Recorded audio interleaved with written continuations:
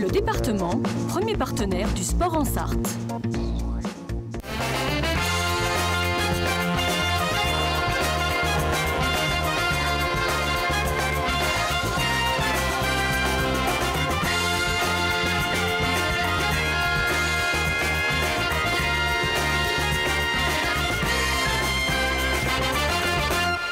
Bonsoir à toutes et bonsoir à tous, très heureux de vous retrouver sur le plateau d'LMTV pour une émission qu'on va dire classique après la semaine dernière, l'émission avec Vincent Créin qu'on remercie bien sûr, qui est à retrouver sur la page YouTube d'LMTV. On est ensemble pendant une petite demi-heure, on va parler de toute l'actualité, on parlera notamment des faux pas du Mans FC et du Sablé FC, on s'intéressera à l'actualité en National 3 et notamment cette question, est-ce que la SUS va se maintenir? Ils sont en train de faire une remontée exceptionnelle, et bien justement on va se poser la question avec notre invité Moussa Simaga, milieu de la SUS. Bonsoir Moussa. Bonsoir. Bon, est-ce que la SUS va se maintenir? Bon, vous allez me dire que oui, bien sûr, ça paraît tout à fait logique. Et ben, on vous posera la question. Ça sera en seconde partie d'émission. Il y aura également dans cette émission un quiz. Est-ce que vous êtes prêts, messieurs? Charlie Briand, Johan Roussel, bonsoir. Bonsoir. Bonsoir. Normalement, il n'y a pas Corentin, donc obligatoirement, il y a plus de chance pour vous. Ça laisse de la place, on va dire. Ça laisse de la place. Corentin, qu'on salue, bien évidemment. On débute cette émission maintenant.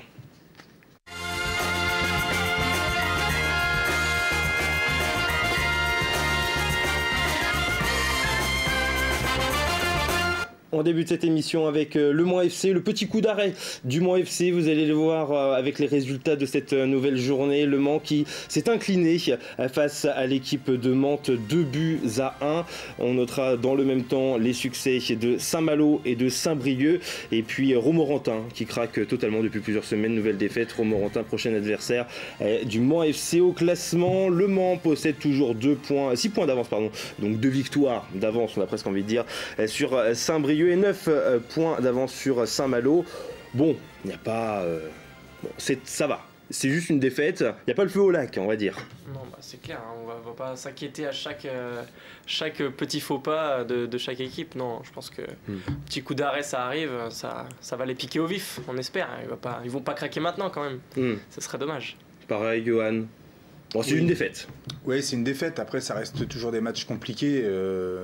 Quand on va jouer des équipes comme Mantes, c'est des équipes qui sont très très bien en place, c'est costaud, ça impose beaucoup d'impact, c'est très très athlétique. Et quand on est mené contre ce style d'équipe, et puis quand on joue le Mans, c'est quand même l'équipe à abattre à chaque fois. Donc voilà, ça a dû être un match compliqué, mais je pense qu'il y aura d'autres matchs compliqués jusqu'à la fin de saison. Il va falloir qu'ils restent quand même concernés jusqu'au bout. Le Mans qui a encore 5 matchs, notamment celui de Romorantin ce week-end, un match important qui pourrait symboliser presque une quasi-montée. Il restera 4 matchs après. Il y aura à ce moment-là 6 points ou peut-être plus d'avance. Donc normalement, ça devrait relativement bien se passer.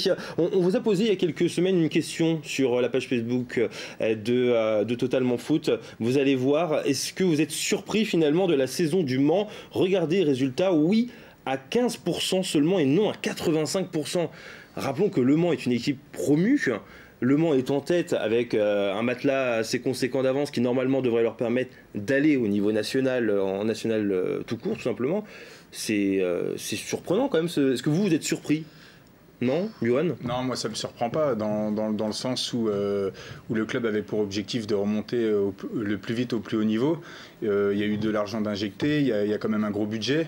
Cette année, au Mercato, pratiquement tous les postes ont été doublés. Moi je me rappelle d'avoir été voir un match de préparation contre Cholet où il y avait 2 équipes, on présentait 2 équipes. Donc moi ça ne me surprend pas plus que ça, en sachant qu'il y a beaucoup de joueurs qui arrivent du niveau du dessus, qui apportent de l'expérience, tout ça. Donc non, moi je ne suis pas surpris du tout. Charlie, pas surpris? Surpris non plus, mais enfin ça montre surtout toutes les attentes qu'il y a de la part du grand public, enfin des supporters autour, quoi. Les espoirs qu'on met un peu en Le Mans FC, en cette remontée, donc c'est bien aussi, ça montre qu'on en attend encore un peu plus, donc ça va peut-être les encourager à ce qu'ils ne s'arrêtent pas là. Mais après, voilà, c'est comme le dit Johan, il y a l'effectif qui est quand même assez conséquent. Puis on avait déjà vu la saison dernière aussi leur niveau qui était quand même au-dessus du niveau dans lequel ils évoluaient. Donc c'est vrai que c'est pas hyper surprenant. Moussa Simaga, ancien joueur du Mans, vous avez quitté le Mans, c'était l'été dernier. Quel regard justement vous portez sur leur parcours? Moi je trouve qu'ils font un superbe parcours par rapport déjà aux matchs qu'ils font et voir comment ils survolent les adversaires. Mais c'est impressionnant. Et moi, j'ai des amis qui jouent toujours au Mans FC. Et voilà quoi, moi ça me surprend pas plus que ça, qu'ils soient premiers avec tant de points d'avance. Et voilà. Rappelons que l'an passé, vous et puis le monde n'avez pas fini d'ailleurs premier, hein. C'était deuxième, meilleur deuxième. D'avoir autant d'avance, c'est peut-être ça finalement la surprise. C'est que en soi que Le Mans soit leader, on l'attendait à un moment donné. Mais qu'il y ait autant de points d'avance, c'est peut-être ça qui est un peu plus surprenant de voir que Le Mans, on est début avril et on se dit déjà que Le Mans est en national. Oui, bah bien sûr, c'est ça. Moi, ça me surprend pas personnellement. Personnellement, ça me surprend pas. Voilà. En raison notamment de pas mal de blessures, pour revenir un petit peu à vous, Moussa Simaga, vous n'avez pas pu vous imposer au Mans comme vous souhaitez. Est-ce que c'est un regret que vous avez, une déception? Oui, une déception quand même. Parce que moi, faut le rappeler, je suis arrivé blessé moi au club. Je n'avais pas joué pendant un an. Je suis arrivé, c'est le coach Richard Désiré qui m'a fait arriver au Mans FC. Je suis arrivé blessé, j'ai subi une première chirurgie au niveau du tibia. J'ai une fracture de fatigue du tibia. Donc j'ai subi une chirurgie. J'ai repris petit à petit, j'ai fait des apparitions, je suis ressorti par rapport aux douleurs parce que les douleurs n'étaient pas parties. L'année d'après, ma deuxième année, je me suis refait opérer à la reprise du tibia. Pareil, j'ai repris qu'au mois de décembre, j'étais à Cap-Breton, dans le sud, pour faire des soins et tout. Et j'ai repris que au mois de janvier, mon premier match avec la CFA2, c'était contre Wassen. Je suis venu, j'ai fait mon match et après, voilà, avec des coups d'arrêt, des hauts et des bas. Comment vous allez justement au niveau de ces blessures aujourd'hui? Ça va beaucoup mieux. Ça va beaucoup mieux par rapport aux blessures. J'imagine que ça fait plaisir déjà de pouvoir refaire une saison à peu près complète. Complète. J'ai joué presque tous les matchs, sans gros pépins physiques. Donc ça va. C'est vrai que c'est toujours un peu embêtant ça, ces pépins physiques. Vous le savez d'ailleurs, Charlie, comment ça va? Parce que vous êtes blessé. Oui, c'est vrai que c'est un peu embêtant. Moi ça va, je touche du bois parce que j'en ai pas beaucoup, donc là-dessus c'est bien, mais c'est vrai que c'est toujours embêtant de reprendre le rythme. Après tout dépend de la longueur des blessures, hein. Quand ça dure 2 semaines ça va, mais là les fractures, on est sur une blessure qui est quand même bien plus longue avec chirurgie, tout ça, donc faut pouvoir se maintenir au niveau physique.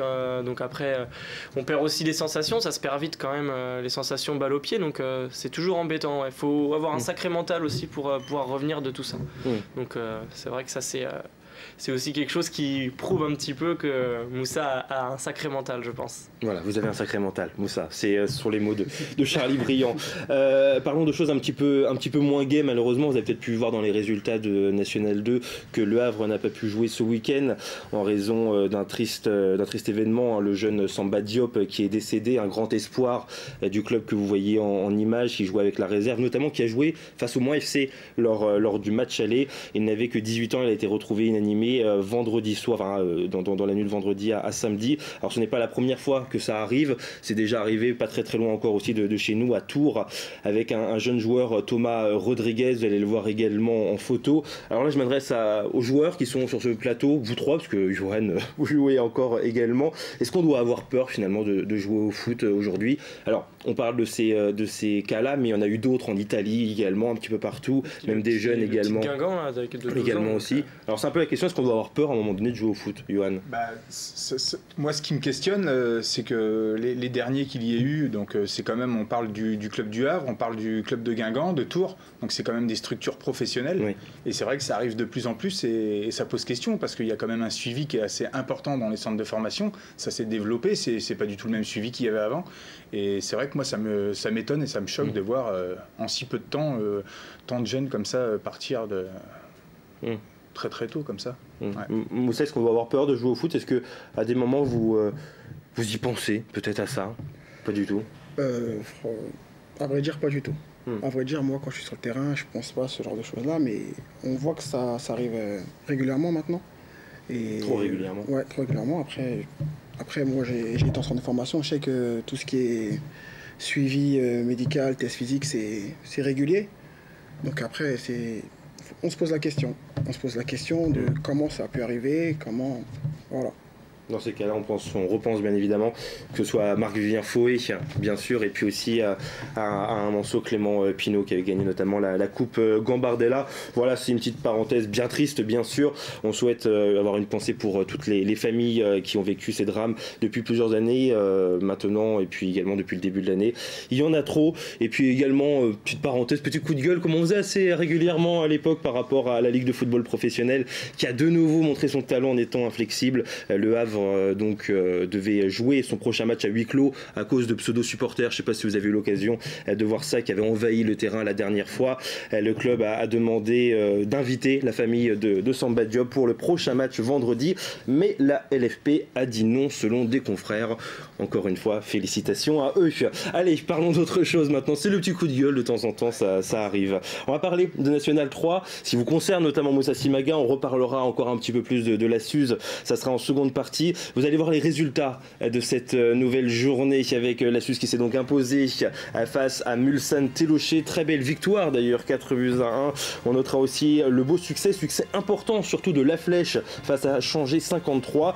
Et puis enfin, Sablé qui a été battu par les Herbiers. Vous allez le voir en image avec les 2 buts des Vendéens. Sablé qui avait ouvert le score en première période avec Baptiste Ney et un penalty pour l'équipe des Herbiers. Peu de temps après, il y aura le deuxième but avec une belle frappe aux 25 mètres où Vincent Laurentin ne peut rien. Défaite donc 2-1. C'est le cinquième match sans victoire pour Sablé. Ça commence à devenir compliqué en sachant que Nantes a fait match nul et Nantes a pris un nouveau point d'avance par rapport aux Saboliens. C'est difficile cette période, Johan Roussel.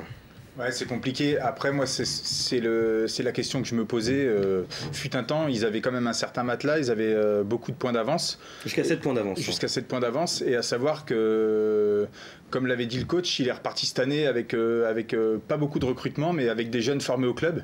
Et au bout d'un moment, la suite aux 2 premiers résultats négatifs, peut-être que là, voilà, la confiance n'était plus là. Et je pense qu'après, vu que ça s'est resserré au niveau du classement, faut supporter cette pression d'être en tête du championnat. Donc quand on est jeune comme ça, parce que pour moi je pense que c'est un groupe qui manque quand même de joueurs d'expérience, de cadres, on va dire, qui connaissent un petit peu le niveau du dessus, et c'est beaucoup de jeunes, donc je pense que le manque d'expérience et puis le fait d'avoir cette pression d'être leader, ça peut faire pencher dans les résultats actuels. Moussa, vous les avez joués déjà 2 fois. Sablé, en tout cas la Suze a joué 2 fois, une fois en coupe avec une victoire en coupe Pays de la Loire et puis une défaite en championnat une semaine avant d'ailleurs. Est-ce que vous pensez que Sablé peut finir champion ? Bien sûr, Sablé peut y croire et même doit y croire, parce qu'il n'y a que 2 points qui les séparent de Nantes aujourd'hui et ils ont tout à jouer. Ils ont tout à jouer, Sablé, et il faut qu'ils restent motivés, quoi. Qu'ils restent motivés, qu'ils ne se démotivent pas et qu'ils se disent qu'il y a toujours un coup à faire. C'est ça qu'on dit souvent, les victoires amènent les victoires et les contre-performances amènent les contre-performances. Normalement on dit ça avec les défaites, mais il n'y a pas eu que des défaites, il y a eu aussi un match nul. Le match ce week-end d'ailleurs, ce sera la Suze Sablé. On aura l'occasion d'en reparler dans la seconde partie. On se posera aussi cette fameuse question, est-ce que la Suze va pouvoir se maintenir? Et puis aussi il y aura un quiz, messieurs, tenez-vous prêts, à tout de suite.